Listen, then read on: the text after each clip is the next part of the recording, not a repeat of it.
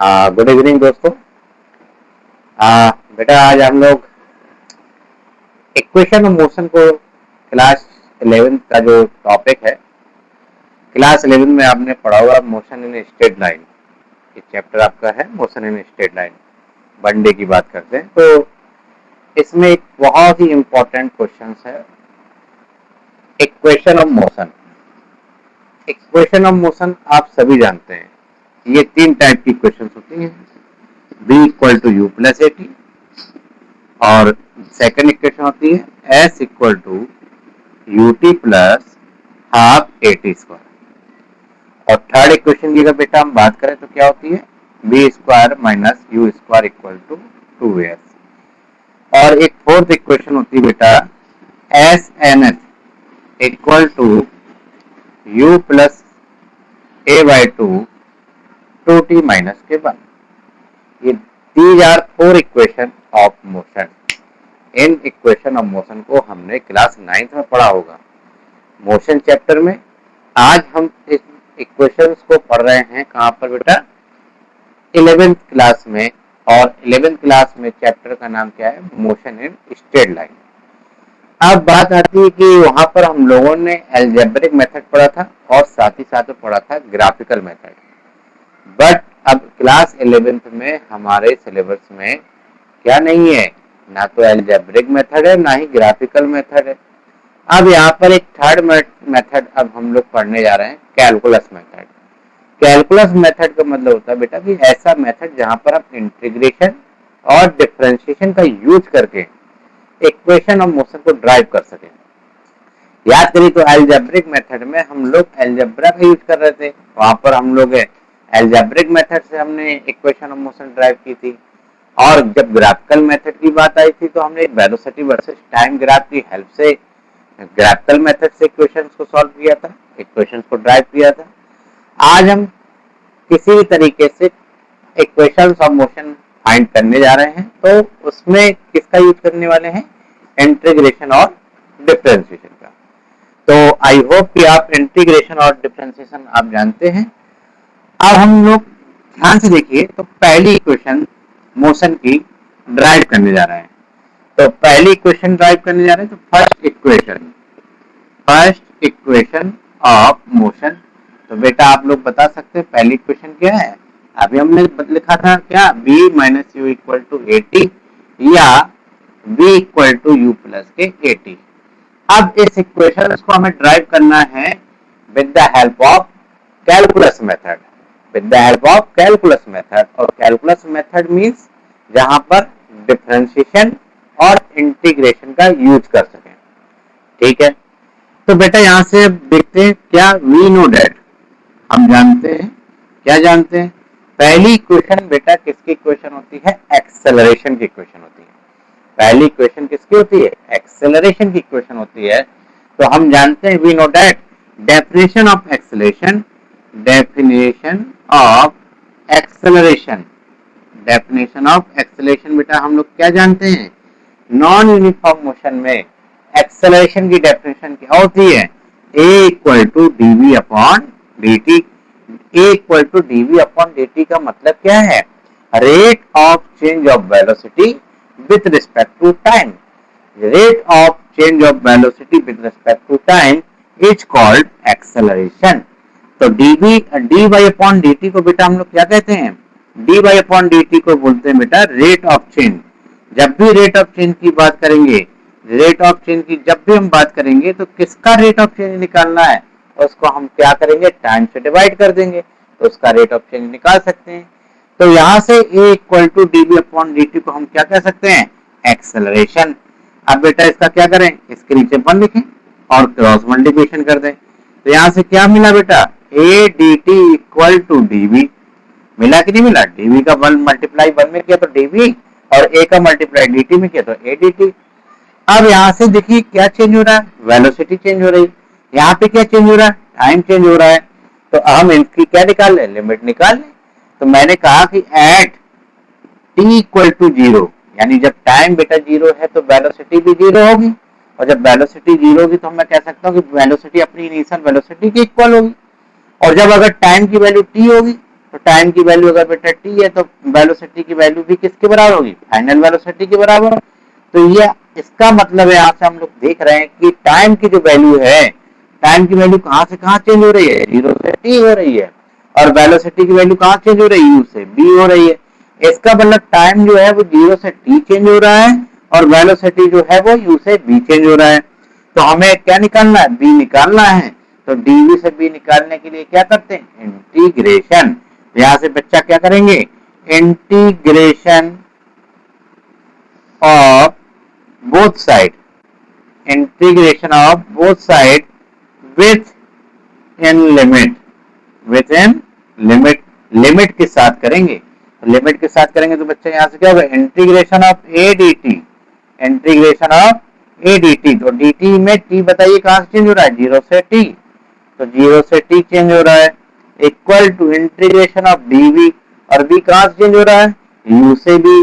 तो बच्चा बताइए, ए तो बेटा ए कांस्टेंट है तो इसको हमने ऐसे लिख लिया, ए कांस्टेंट है तो dt का इंटीग्रेशन होगा 0 से t के बीच में, और dv का इंटीग्रेशन क्या होगा, dv बहुत छोटा है और dv का जब इंटीग्रेशन करेंगे तो क्या मिलेगा, b मिलेगा। तो बेटा यहाँ से हमें क्या मिल गया, b मिल गया, और b हमारा चेंज हुआ था u से b, क्लियर। और dt का बेटा इंटीग्रेशन क्या हो जाएगा, t हो जाएगा, क्योंकि dt स्मॉल है और t क्या है, लार्जेस्ट है। तो यहाँ से हम कह सकते हैं, ध्यान से देखिए, इसको हमने लिख दिया बेटा क्या, a और dt का हो गया t, और 0 से t इक्वल टू, इसमें लिमिट रख दे तो बताओ क्या होगा, b माइनस के यू, और ऐसे इसमें लिमिट रख दे तो बताओ t की जगह t रखेंगे तो t आएगा, और t की जगह माइनस रखेंगे, माइनस t की जगह 0 रखेंगे तो 0 ही आएगा। तो यहाँ से क्या हो गया, a t equal to v minus के यू। तो और बेटा क्या इसको लिख सकते हैं, b equal to u plus a t. तो ये हमारी क्या हुई, पहली इक्वेशन हो गई। तो ये पहली इक्वेशन प्रूव हमने की है इसका यूज करके कैलकुलस मेथड का। तो कैलकुलस मेथड में एक बार फिर से रिवाइज कर लीजिए कि हम पहली इक्वेशन किसकी होती है, एक्सेलरेशन की इक्वेशन होती है। तो एक्सेलरेशन की डेफिनेशन क्या होगी, a equal to d v upon D t. तो यहाँ से क्रॉस मल्टीप्लिकेशन किया, a d t equal to d v. अब यहाँ t चेंज हो रहा है, यहाँ पे b चेंज हो रहा है, तो जब टाइम 0 होगा तो वेलोसिटी u के बराबर होगा, जब टाइम t के बराबर होगा तो वेलोसिटी भी अपनी फाइनल वेलोसिटी के बराबर होगा। तो यहाँ से इंटीग्रेशन किया 0 से t of a d t equal to integration of u से b ऑफ dv।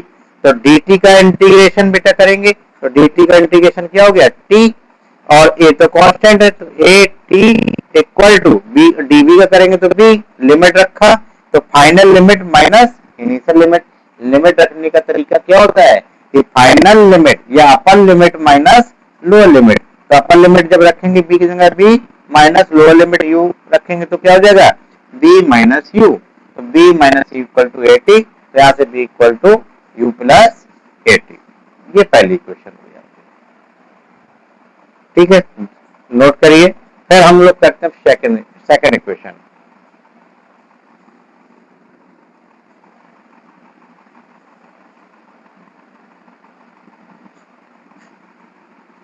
ठीक है, तो सेकंड इक्वेशन की हम लोग बात करते हैं। सेकंड इक्वेशन ऑफ मोशन क्या है,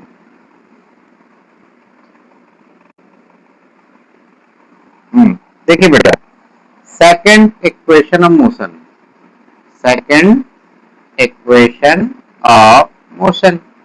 तो हम सब जानते हैं कि सेकंड इक्वेशन क्या होती है, s equal to u t plus half a t square. जब t टाइम में आपसे डिस्टेंस पूछी जाए तो कौन सी इक्वेशन यूज करेंगे, सेकंड इक्वेशन यूज करेंगे। अब इसके लिए सेकंड इक्वेशन होती है डिस्टेंस की बेटा। तो अब डिस्टेंस आता कहां पर है, याद करिए। तो हम जानते हैं वी नो दैट बेटा बताइए, v वेलोसिटी इक्वल टू क्या होता है, ds अपॉन dt। अरे होता है कि नहीं होता है। और s क्या है, यानी the rate of change of distance या displacement with respect to time is called velocity. तो इसके नीचे मैंने क्या किया, इसके नीचे 1 लिखा, क्रॉस मल्टीप्लिकेशन कर दिया। तो यहाँ से बताइए क्या हो गया, b dt equal to ds, b dt equal to ds। अब यहां से मैंने क्या किया कि put the value of v, from equation first. अब बच्चा पहली इक्वेशन से b की वैल्यू क्या थी, b equal to u plus a t, तो यहाँ पर रख देते हैं put the value of b from equation first. तो यहाँ पर b की वैल्यू रखेंगे तो बेटा क्या मिलेगा, b की वैल्यू रखोगे तो u प्लस, ध्यान से देखिए b की वैल्यू रखिए यहाँ पर, तो क्या हो जाएगा, b की वैल्यू रखेंगे तो u प्लस एटी और into d t equal to d s. अब यहाँ पर ध्यान से देखिए तो यहाँ डिस्टेंस चेंज हो रही है या डिस्प्लेसमेंट चेंज हो रहा है, यहाँ पर टाइम चेंज हो रहा है, तो यहाँ पर फिर से लिमिट निकाल लेते हैं कि at t equal to zero पे बेटा डिस्टेंस भी क्या होगी, डिस्टेंस भी जीरो होगी, तो जब टाइम जीरो तो डिस्टेंस भी जीरो होगा, और जब टाइम टी के बराबर होगा तो डिस्टेंस भी किसके बराबर होगी, एस के बराबर। तो इसका मतलब है कि यहाँ पर टाइम जीरो से टी चेंज हो रहा है और डिस्टेंस जीरो से एस चेंज हो रही है। तो अब इसका क्या कर दें, इंटीग्रेशन कर ले। तो integration of both side within limit, within limit, तो इंटीग्रेशन कर दो भैया, तो क्या होगा u प्लस के ए टी डी टी और लिमिट क्या है जीरो से t equal to integration of d s, limit क्या है जीरो से एस। अब इसका देखिए दो तरीके से अलग अलग भी इंटीग्रेशन कर सकते हैं, तो अगर u का इसको अलग अलग कर लेते हैं तो जीरो से T u D T,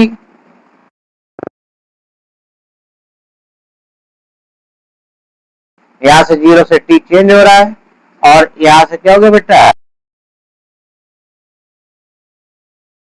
S. अब इसका आसानी से हम क्या कर सकते हैं, इंटीग्रेशन कर सकते हैं। तो ध्यान से देखिए, तो करिए इंटीग्रेशन, इरेज कर देता हूं यहाँ पर। तो यहां से बताइए u dt, u तो कांस्टेंट, ठीक है, तो बाहर आ जाएगा, और dt का किया जीरो से t प्लस a को बाहर निकाला, t का किया dt जीरो से t, ठीक है, इक्वल टू ds का तो बेटा क्या हो गया s हो गया और जीरो से s। अब इसका करते हैं, ये क्या होगा dt का t हो जाएगा, t हो गया जीरो से t, और a और t का करेंगे बेटा क्या होगा t की पावर 1 है, और इंटीग्रेशन में क्या करते हैं पावर में एक ऐड करते और उसी से डिवाइड कर देते हैं, कोई दिक्कत नहीं। तो यहाँ से t की पावर 1 थी तो 1 प्लस 1 कितना हो गया 2, और 2 से ही डिवाइड कर देंगे जीरो से t, और यहाँ पर लिमिट रखेंगे तो अपर लिमिट पे s और माइनस लोअर लिमिट पे जीरो, तो यानी कि क्या हो जाएगा जीरो हो जाएगा, तो यहाँ से s आ गया। अब इस पे लिमिट रख दिया बेटा, लिमिट रखेंगे तो लिमिट रखने के बाद क्या मिलेगा अपन को, देखिए ध्यान से, आप भी कर सकते हैं, इसमें कुछ है नहीं। तो यहाँ से बेटा t की जगह t रखोगे तो t आएगा, तो u t plus a t square by two equal to s. तो आपको यही तो दिख रहा है s equal to u t plus half a t square. तो बेटा ये सेकंड इक्वेशन आ गई तुम्हारी, ठीक है। तो अब इसके बाद हम लोग थर्ड इक्वेशन यूज करते हैं, तो जल्दी से नोट करिए आप लोग।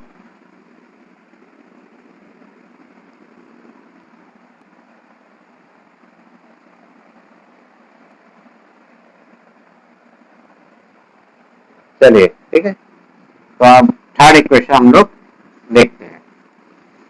थर्ड इक्वेशन थोड़ा सा हमें ध्यान देना पड़ेगा आपको कि थर्ड इक्वेशन में क्या है। Third equation v square minus u square equal to 2as, ये प्रूव करना है। तो इसके लिए हम जानते हैं वी नो डेट, जानते हैं हम, ठीक है, वी नो डेट क्या होगा बेटा यहाँ से a equal to d v upon D t. हम जानते क्या है कि एक्सेलेरेशन इक्वल टू होता है d v upon D t होता है। तो अगर हम इस इक्वेशन में हम ds से मल्टीप्लाई करा दे और ds से डिवाइड कर दे तो कोई दिक्कत ही नहीं, क्योंकि मल्टीप्लाई भी करा रहा है डिवाइड भी करा रहा है। जब ऐसा तुमने किया तो तुम देख रहे हो कि कुछ बन रहा है। क्या बन रहा है, क्या ds अपॉन dt को तुम वेलोसिटी बोल सकती है, बिल्कुल, वेलोसिटी इक्वल टू होता है ds अपॉन dt। तो क्या हम ds अपॉन dt की जगह वेलोसिटी लिख सकते हैं, बिल्कुल। तो v dv अपॉन ds, और यहाँ से बेटा कर दो क्रॉस मल्टीप्लिकेशन, तो यहाँ से क्रॉस मल्टीप्लिकेशन किया तो क्या हो गया v ds इक्वल टू आ गया a ds के। अब यहाँ पर सॉरी यहाँ पे v d v equal to a d s, यहाँ पर एस चेंज हो रहा है, यहाँ पर वेलोसिटी चेंज हो रहा है।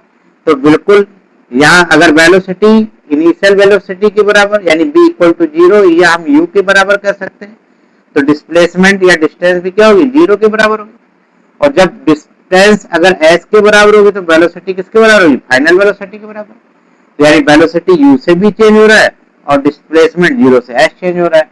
तो क्या कर देंगे, इंटीग्रेशन कर दें with limit, integration with in limit.